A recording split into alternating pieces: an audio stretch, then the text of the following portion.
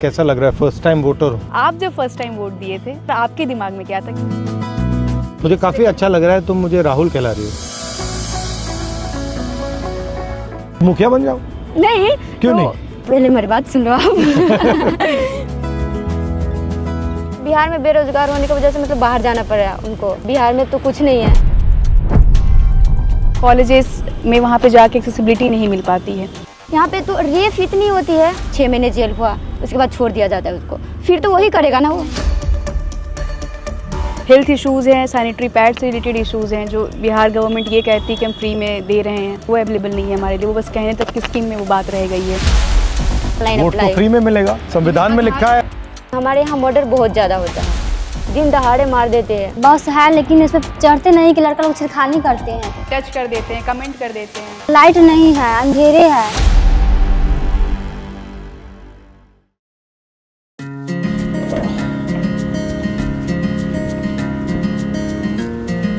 बताओ क्या हो रहा है? हम एक्चुअली ना राहुल, हमारी बातचीत इस बार के इलेक्शन में हम फर्स्ट टाइम जो हमारे साथ ही हम फर्स्ट टाइम वोटर्स हैं और हम यहाँ पे हमारी जो इस इलेक्शन से इस बार की जो हमारी फर्स्ट वोट है उससे जो हमारी एक्सपेक्टेशंस है, हमारी जो उम्मीदें हैं, जैसे basically education, safety, job, equal rights, हम उससे रिलेटेड यहाँ पे आपसे बातचीत करना चाहते हैं। बताओ कैसा लग रहा है फर्स्ट टाइम वोटर हूँ? वेरी मच एक्साइटेड से। हाँ, वेरी मच एक्साइटेड। अच्छा, तो आपका प्लान क्या है वोट छोड़कर? पढ़ाई क्या हो रही है, कैसी चल रही है? पढ़ाई तो ख़त्म ही हो गई है। खत्म हो गई। जैसे कि 10th पास करके मेरे घर से मतलब कॉलेज बहुत दूर है। अच्छा। मतलब वहाँ तक मैं जा नहीं पाती हूँ और मम्मी पापा भी घर से अलाउड नहीं करते इस वजह से कि हमारे यहाँ मर्डर बहुत ज़्यादा होता है, दिन दहाड़े मार देते हैं। लड़का जब सेफ नहीं है तो हम लोग कैसे सेफ रहेंगे? इस वजह से मेरी मम्मी पापा मतलब। बट आप जाना चाहती थी यूनिवर्सिटी या नहीं? जाना चाहती थी लेकिन इस डर के वजह से नहीं जाती थी। तो आपको डर लगता है बाहर जाने से? बहुत डर लगता है। आप सबको लगता है डर बाहर जाने से? डर तो सबको लगता है ना। बसेस में, ट्रेन्स में, एवरीवेयर लोग तंग करते हैं आपको? कॉलेजेस बहुत सारे लोग तंग करते हैं। कैसे क्या करते हैं? पासिंग बाय आवर साइड और वो टच कर देते हैं, कमेंट कर देते हैं और मतलब वो कुछ घूरते हैं, कुछ खराब एक्शंस कर देते हैं, कुछ कमेंट पास कर देते हैं। तो सबके साथ होता है। बहुत unsafe। जैसे कि तो आप बाहर जाते हैं तो आप अनकंफर्टेबल रहती हैं, मतलब कंफर्टेबली आप कहीं नहीं जा सकते। नहीं जा सकते। आप बिहार के बाहर गई हैं? बिहार के बाहर मतलब कब गई? कहाँ गई आप? मैं बनारस BHU में पढ़ाई कर रही हूँ। अच्छा, ठीक है। तो एक बार मैं पंजाब गई थी, वहाँ पे मतलब मुझे मतलब भाई के साथ जाना पड़ा तो मैं गई थी। तो वहाँ पे क्या भाई वहाँ काम करता है? हाँ, भाई वहाँ काम करता है। मेरे हस्बैंड भी मैरिज हूँ। हाँ। तो मेरे हस्बैंड भी वहाँ पे काम क्या करते हैं? राइस मिल के सुपरवाइजर है। अच्छा, हस्बैंड और भाई दोनों? हाँ, भाई दोनों राइस मिल में काम करते हैं। हाँ, क्योंकि मतलब बिहार में बेरोजगार होने की वजह से मतलब बाहर जाना पड़ रहा है उनको। मतलब पंजाब में बहुत सारी कंपनीज है और बिहार में तो कुछ नहीं है। यहाँ पे नहीं है। यहाँ पे कंपनीज क्यों नहीं आती? क्या लगता है आपको, कारण क्या है इसका? कारण क्या कि सरकार नहीं देती है ना। राहुल, हमारे लिए एक बहुत बड़ी इशू हेल्थ के सेक्टर में भी है लड़कियों के लिए, जो कि इस काफी इलेक्शन अच्छा लग रहा है। तुम मुझे राहुल कहला रही हो। अच्छा लग रहा है। तो हमारे लिए सबसे बड़ा एक मेजर इशू है जो हम गवर्नमेंट से एक्सपेक्ट करेंगे, जो गवर्नमेंट आए, कि हम हमारे हेल्थ सेक्टर में काम हो। काफ़ी चीज़ें हैं जो एज अ विमेन हम फेस करते हैं, जिसकी वजह से हमारे स्कूल कॉलेजेस भी छूट जाते हैं। पब्लिक वॉशरूम्स या वॉशरूम जो स्कूल कॉलेजेस में हैं वो साफ़ नहीं होते, वहाँ अवेलेबल नहीं होते हैं। बाहर निकलते हैं तो पब्लिक वॉशरूम नहीं होते हैं। जैसे हमारी वो साथी हैं, वो पैदल जाती हैं कॉलेज और उनको कोई फैसिलिटीज़ नहीं है उनके पास। बताइए।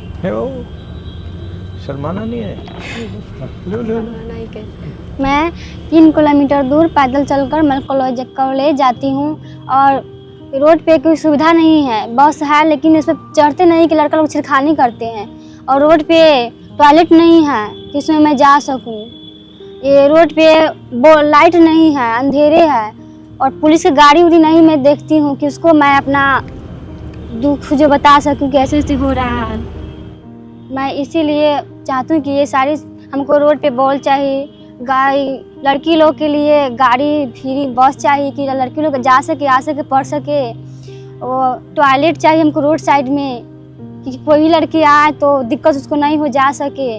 मैं उसी को वोट दूंगी कि हमको सारे समस्या को हल करें। मतलब मेजर इश्यूज जो है कि मतलब एटलीस्ट पब्लिक वॉशरूम तो हम एक्सेस कर सके। For main it's very easy कि वो कहीं भी उनके लिए हो जाती है, बट हम एज एन फीमेल ये फेस करते हैं ना कि हम कहीं जा रहे, कुछ बहुत इमरजेंसी है, we are searching for somewhere कि कुछ होटल्स कुछ मिल जाए, जो कि वहाँ भी बेसिकली बड़े होटल्स अलाउड नहीं करते। हम उस सिचुएशन में बहुत बुरे फंस जाते हैं। अगर कभी हमें पीरियड्स आ रहे हैं, इन रास्ते अगर हो जाता है, हम परेशान हो जाते हैं, हमें भाग के घर आना पड़ता है। बहुत तरह की ऐसी दिक्कतें हो रही हैं जो, और एजुकेशन सेक्टर में सबसे बड़ा तो हमारे लिए इशू यही है ना कि हमें कॉलेजेस में वहाँ पे जाके एक्सेसिबिलिटी नहीं मिल पाती है।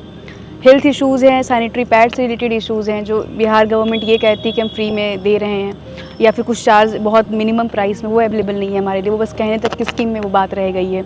मुझे लगता है चाहे वो शिक्षा का सिस्टम हो, स्वास्थ्य का सिस्टम हो, वो सारा का सारा प्राइवेटाइज हो रहा है, और उसमें जो गरीब लोग होते हैं वो मतलब लाखों रुपए तो दे नहीं सकते हैं, नहीं दे सकते, तो वो फंस जाते हैं बीच में। तो मुझे लगता है कि जो हाई क्वालिटी सरकारी एजुकेशन है, हाई क्वालिटी सरकारी अस्पतालें हैं, उन पे भी फोकस होना चाहिए। कोई बीमार हो जाता है, खेती करता है, वो 4, 5, 7, 10 लाख रुपए कहाँ से लाएगा? हार्ट का ऑपरेशन करवाना हो, कैंसर हो जाए, कैसे लाएगा? वो ला ही नहीं सकता। तो उसके लिए तो आंसर सरकारी अस्पताल है, और कोई आंसर ही नहीं है। तो सरकारी अस्पताल में भी जाते हैं तो वहाँ पे भी जाते हैं तो बहुत ऐसे बेकार क्वालिटी है। ऐसा बोलते हैं कि जांच तो कर देते हैं, लेकिन फिर भी बोलते हैं कि जाओ प्राइवेट से दवा लेकर आ रहा। इस सरकारी हॉस्पिटल किस काम का है? जो मतलब मुझे दवा भी प्राइवेट से खरीद के लेना पड़ता है, सिर्फ वो देख रहा है मुझे, वही है। और उसके बाद दवा या जांच हो, जैसे कि खून जांच हो, एक्सरे हो, ऐसे मतलब ये सब प्राइवेट से करवाना पड़ता है। तो क्या करोगी बाद में, क्या करोगी एक बार आपका पूरा एजुकेशन खत्म हो गया? मैं डॉक्टर बनना चाहती हूँ। अभी मैंने 12th पास आउट किया है और नीट की प्रिपरेशन कर रही हूँ, और आगे मेरा ड्रीम है MBBS। और MBBS का ऐसा है कि MBBS के लिए सीट नहीं है, गवर्नमेंट सीट बहुत कम है। लगभग हर साल 25 लाख प्लस बच्चे एग्ज़ाम में के लिए एलिजिबल होते हैं, बट गवर्नमेंट सीट 55,000 सी हैं। तो मैं ये चाहूँगी कि हमारी जो भी गवर्नमेंट हो नेक्स्ट हो, वो हमें सीट्स ज़्यादा कम से कम प्रोवाइड करें, क्योंकि बहुत सारे बच्चे ऐसे होते हैं वो डिज़र्व करते हैं बट उन्हें सीट नहीं मिल पाता। और कभी कभी ऐसा हो जाता है जैसा कि पिछली बार हुआ, NTA ने क्या किया था, तो इस वजह से जिस बच्चे को मतलब जो बच्चा डिज़र्व करता था वो भी नहीं कर और पाया। ये यहाँ पे बिहार में काफ़ी पेपर लीक हो जाता है, कैंसिल हो जाता है, कभी पेपर कैंसिल हो रहा है, कभी और जैसा कि भैया मतलब ये तो चलता जाता है, ड्रामा चलता और रहता जैसा है। कि भैया आप जानते हैं कि बिहार एजुकेशन के मामले में अब भी बहुत पीछे है, खास करके बिहार की लड़कियां बहुत पीछे हैं। और कहीं ना कहीं इशू ये है कि हमारे गांव में स्कूल नहीं है, कॉलेज नहीं है, जिसके कारण हम अपनी एजुकेशन इनकम्प्लीट कर पाते हैं, नहीं कर पाते।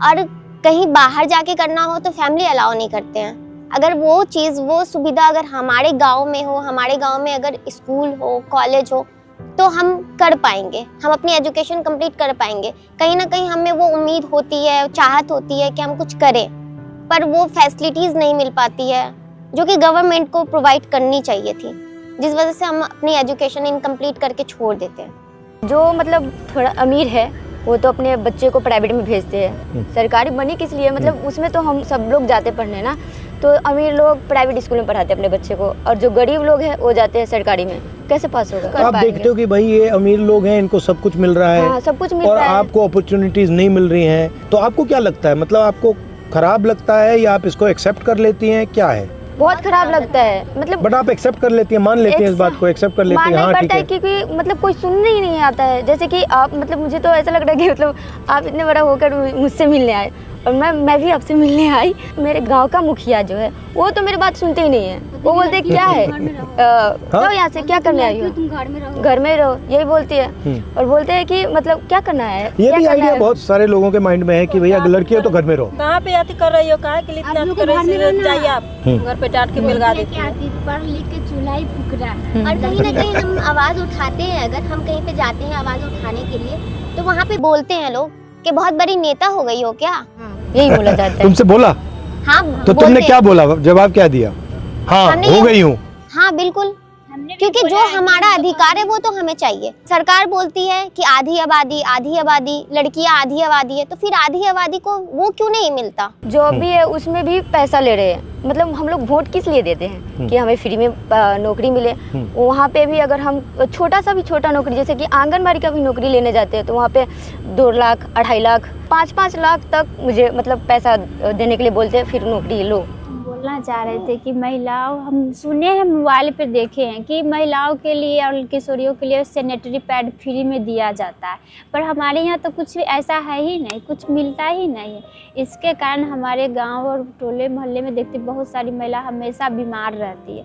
अब बीमार के कारण वो अस्पताल जाती है तो एम्बुलेंस बुलाती है, उसमें भी खर्चा देना पड़ता है। आशा को बुलाया तो वो भी खर्चा मांगती है। सरकारी अस्पताल पे जाए तो सरकारी अस्पताल में अच्छी मतलब कि क्वालिटी नहीं रहती है। जांच वगैरह करने के लिए प्राइवेट में भेज दिया जाता है। तो फ्री में देना चाहिए सैनिटरी नैपकिन, फ्री में देना चाहिए, हर मंथ देना चाहिए। मेरा कहना ये है कि फ्री में नहीं तो कम से कम रेंज में भी दिया जाए, तो हर घर जो उसे तो लग्जरियस प्रोडक्ट गवर्नमेंट क्लेम कर चुकी है ना, जिसका टैक्स वो ले रही है, उस पर भी टैक्स होते हैं हमारे लिए, तो वो हमारी सबसे नीडेड चीज़ है। हर मंथ उसकी ज़रूरत होती है हमें, हर मंथ ज़रूरत पड़ते तो हर मंथ मिलना चाहिए। हम भी पॉइंट है, इन्होंने ही हमसे शेयर करा था, हम जब बातचीत कर रहे थे आपस में। आप पहले नहीं मिली हो, यही मिली हो? हाँ। तो इनकी वोटर आईडी ना इन्होंने अप्लाई करी थी 2 साल पहले, मतलब इनको अब जाके वो इशू हो रहा है। जब इन्होंने ऑनलाइन थोड़ा जानकारी ली तब इनसे वो जो वोटर आईडी जो फ्री में होता है, जो हम लोग ऑनलाइन फ्री में करवा लेते हैं, इनसे 2000-3000 चार्ज कर रहे थे। क्यों? क्योंकि मतलब मुझे कौन बीएलए करा रहा था? कौन? Corruption type. हाँ, मुझे नहीं, मैं नहीं जानती कि वो कौन था, क्योंकि मैं अपने ससुराल से थी, तो मेरी सास लेकर गई थी, तो वहाँ पे मुझे नहीं पता कि वो कौन था, लेकिन मांग रहे थे 2000-3000 ऐसे करके पैसा दो, उसके बाद मैं बनाता हूँ। तो मैं बोली इतना तो मेरे पास है नहीं कि मैं दे सकती हूँ उनको, तो मैं बोले चलो ठीक है छोड़ ही देते हैं, क्योंकि था ही नहीं पैसा, तो हम कहाँ से दे उसको। अभी मतलब समझ में आया कि ये फ्री में हो रहा है, तो हाँ, मैं ऑनलाइन वोट अप्लाई। तो फ्री में मिलेगा, संविधान में लिखा है हर व्यक्ति को एक वोट फ्री में मिलना चाहिए। आधार में भी यही हो रहा है, नौकरी भी फ्री में मिलना चाहिए ना। नहीं, तो वोट तो इसलिए देते हैं ना, नौकरी भी फ्री में मिलनी चाहिए हमें, क्योंकि वोट हम किस लिए देते हैं। जो ये हिंदुस्तान में इतनी नफरत फैल रही है, हिंदू मुस्लिम, एक जात को दूसरी जात से लड़ाया जाता है, इसके बारे में क्या सोचती हैं आप चीज़ों में लड़ेंगे, आप बटेंगे, फिर आपके लिए वो एक नैरेटिव क्रिएट की जा रही है कि हम हिंदू हैं तो हमारे लिए ये है, हम मुस्लिम हैं तो ये हमारे दुश्मन है, हम इनके अगेंस्ट रहेंगे, जो गवर्नमेंट ऐसे करेगी, हिंदुओं की जो पूजा कर रही है हम उनको वोट दें। It's all about the narrative. जो अभी जो वोट चोरी वाला भी जो है वो क्या है, मतलब SIR, इट्स समथिंग कि दलित पिछड़े सबको हटा रहे हैं, क्योंकि वो जानते हैं वो अपने हक के लिए जिसको वोट देंगे वो उनको नुकसान करेगा, तो वो सारे उन नामों को काट रहे हैं। 65 लाख लोग काट दिए उन्होंने, तो वो उसी लिए बड़ी सीरियस चीज़ है ये कि वो सारे वो दलित पिछड़ों को हटा दिया जा रहा है, जो अपने जिनको रोजगार चाहिए, जो गरीब लोग हैं उनके नाम कट रहे हैं। मतलब जाति धर्म के नाम पे लड़ाया इससे ज़्यादा है कि हमारे अंदर से हमारी एकता जो है वो खत्म हो जाए। वोटर लिस्ट में से तो एकता से कौन डरता है, क्यों डरते हैं? एकता से क्या हो जाएगा? अगर आप हिंदू मुसलमान सब एक हो जाएंगे तो फिर क्या होगा? हम लोग अगर एक हो जाएंगे तो हम लोग जो चाहेंगे वो हो सकता है। अच्छा, आप किसी से नफरत करती हो? नहीं। आप करती हो? आप करती हो? आप नहीं। मैं करती हूँ। किससे करती हो? मैं नीतीश कुमार से करती हूँ नफरत। नफरत करती हो? हाँ, बहुत नफरत करती हूँ, क्यों? क्योंकि मतलब नफरत तो बहुत बड़ी चीज़ है। हाँ, इसलिए नफरत करती हूँ कि मेरे यहाँ दिन दहाड़े मर्डर होती है और उस पर कोई एक्शन नहीं लेते। मैं अपना आँख से देखती हूँ, सीधा बीच बाच ही फाड़ दिया जा रहा है। यहाँ पे तो रेप इतनी होती है, रेप में भी मतलब कोई केसेस मतलब ले लेते हैं, लेकिन उस पर कोई मतलब कार्रवाई नहीं। जैसे कि मतलब 6 महीने जेल हुआ, साल भर जेल हुई, उसके बाद छोड़ दिया जाता है उसको, फिर तो वही करेगा ना वो, फिर मतलब कोई अच्छी नहीं होता है, छोड़ देता है ना, फिर उसका भी कोई अच्छी होना चाहिए ना, सजा होना चाहिए। नफरत आपको नहीं होनी चाहिए, गुस्सा हो सकता है, हाँ, गुस्सा, इरिटेशन हो सकती है कि यहाँ ये ठीक नहीं, बट नफरत क्योंकि उन्होंने जो नफरत इसलिए होना मतलब ऐसा नफरत से आप अंधी हो जाओगी। क्यों नहीं करते हैं वो, मतलब अगर वो अगर करे, मतलब कार्रवाई करे, तुम करो। कैसे करूँ, क्योंकि सुनता ही नहीं है ना। अब सुनाओ, पुलिस कौन सुने आएगा? जैसे आप सुन रहे हो, अब मैं सुन रहा हूँ, सुना दिया तुमने मुझे। आप सुन रहे हो, क्योंकि जैसे कि मतलब अपने मैं बोली थी ना कि मतलब अपने गांव के मुखिया के भी जाके बोलती हूँ ऐसा कि तो मुखिया बन जाओ। नहीं, क्यों तो नहीं? वो मतलब पहले मेरी बात सुन लो आप। वो बोल रहे हैं कि मैं जाती हूँ उनके पास, मतलब कुछ भी शिकायत करने, तो तुम नेता हो क्या, निकलो यहाँ से, क्या करने आई हो, हम लोगों के बीच में क्या करने आई हो, क्या काम है, निकलो ना। नहीं वो आदत ऐसे कर देते बात हैं। सुनता है ना वो मुखिया, बात मतलब सुनता मेरे है, गांव कोई का अपनी मुखिया हो बात गया, जो सुनता मुझे है। जानता है मैं उनको जानती हूँ, वो ऐसा बोल रहा है तो दूसरा ने तो क्या ही सुनेंगे। और मुझे तो तुम्हें ये मुखिया बन जाना चाहिए। इस बात से खुशी हो तुम रही है मुझसे कि कहो अब मैं मुखिया बनूंगी, मुझे तो इस अब बात मैं से नेता हूँ, अब मैं तुम्हें हराऊंगी। मुझे तो इस बात से खुशी हो रही है कि मतलब इतने बड़े नेता जो मुझे सुनने आए। राहुल, एक क्वेश्चन थी हाँ, बताओ। कि हम सब तो फर्स्ट वोटर्स हैं, तो ये हमारी जो थी कि हम मतलब हम किस बेसिस पे वोट करेंगे, हमारी डिमांड्स क्या होंगी, ये सारी चीज़ें हमने आपसे शेयर करी। आप जब फर्स्ट टाइम वोट दिए थे, आप कब दिए थे और आपके दिमाग में क्या था कि आपको अपना वोट क्यों डालना है? मैंने तो कांग्रेस को वोट दिया। नहीं, वो तो मेरे लिए लॉजिकल था। नहीं, बट बताता हूँ व्हाई। क्योंकि उस टाइम शायद आज से भी ज़्यादा नफरत फैल रही थी, और मुझे लगता है कि जो पॉलिटिकल पार्टीज़ लोगों को जोड़ती हैं, जो बांटती नहीं हैं, वो देश के लिए बेहतर है। जो पॉलिटिकल पार्टी बांट रही है, किसी को हिंदू हो, मुस्लिम हो, सिख हो, क्रिश्चियन हो, या वो, उससे मुझे लगता है कि देश कमज़ोर होता है। तो उस टाइम मैंने इस बेसिस पे वोट किया। जनरली मैं इसी बेसिस पे वोट करता हूँ। मुझे लगता है जो पॉलिसीज़ का गरीब लोगों को फ़ायदा होना चाहिए। तो जो पार्टीज़ सारा का सारा काम जैसे अंबानी, अदानी, इन लोगों के करते हैं, तो उसमें मुझे इंटरेस्ट नहीं है, क्योंकि मैं चाहता हूँ कि ज़्यादा से ज़्यादा लोग विकास में पार्टिसिपेट करें, ज़्यादा से ज़्यादा लोगों को फ़ायदा मिले। तो ये मेरी थिंकिंग है। आप यात्रा कर रहे हैं बिहार में, हमने कुछ इश्यूज बताए आपको, हमारे कुछ ऐसा, तो हाउ डिड यू फील? एक बात मैंने नोटिस की है, बिहार में ठीक है एजुकेशन फैसिलिटीज़ कम हैं, बट इंटेलिजेंस बहुत है, मतलब अनलिमिटेड है। तो मुझे जब मैं यहाँ बैठा हूँ, मैं आपकी बात सुन रहा हूँ, मुझे लग रहा है कि भाई इतनी कैपेबिलिटी है, इसको ज़ाया क्यों कर रहे हैं? मतलब आप में इतनी क्षमता है, इतना टैलेंट है, उसको मतलब इसको ऐसे ही छोड़ दिया है कि भैया इसका कोई मतलब ही नहीं है, इसको बदलना चाहिए। अब बदलना आसान नहीं है, टाइम लगेगा, वो अलग बात है। अनलिमिटेड पॉलिटिकल अवेयरनेस है, समझ जाते हैं लोग, एक सेकंड में समझ जाते हैं, मतलब कन्फ्यूजन नहीं है। चलो, बहुत अच्छा लगा आपसे मिलकर, थैंक यू। फिर भी मैं एक बात कहना चाहूँगी, एज अ फर्स्ट वोटर, जो कि अभी अधूरी रह गई है ये बात।